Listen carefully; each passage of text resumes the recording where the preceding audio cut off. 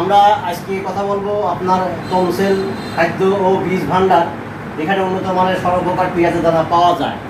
এখানে খালি একটুকুই বলবো যে তমসেল ভাইয়ের সাথে একটু কথা বলি, তারপর দানার বিষয় নিয়ে একটু কথা বলি। ভাই সালাম আলাইকুম। ভাই ভালো আছেন? জি ভাই ভালো। আপনি তো দানা ব্যবসা করেন নাকি? জি। দীর্ঘ কত বছর দানা ব্যবসা করেন? 2-3 বছর? 7 বছর। 7 বছর ধরে সে দানা ব্যবসা করে। আপনি আমাদের এই বাগদারি গ্রামের এলাকাকে দানা দিতে পারবেন? জি পারবো।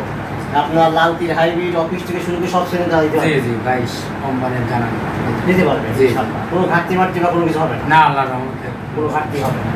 তো ভাই আপনার নামটা বলেন, পরিচয়টা বলেন এবং মোবাইল নাম্বারটা বলেন।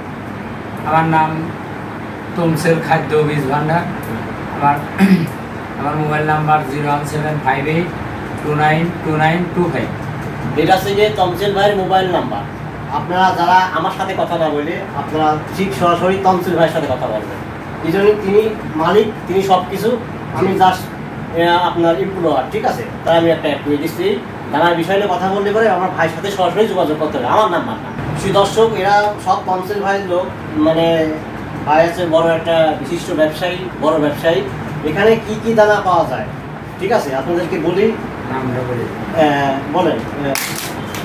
Super king, high quality, 1-in-1, করস S80, বাড়ি 4, বিপ্লব super, লালতির king, লালতির hybrid, supreme 999, Rangeela 7, সুখসাগরও কিন্তু আছে, সব শ্রেণীর আছে।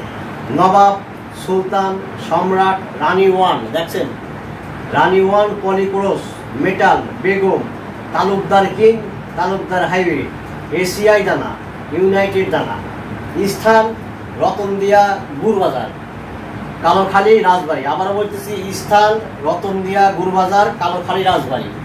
এই হচ্ছে কি বিষয়, দানার বিষয় বললাম। যারা দানা নিতে চান ঠিক আছে, তারা আমার সাথে যোগাযোগ করবেন।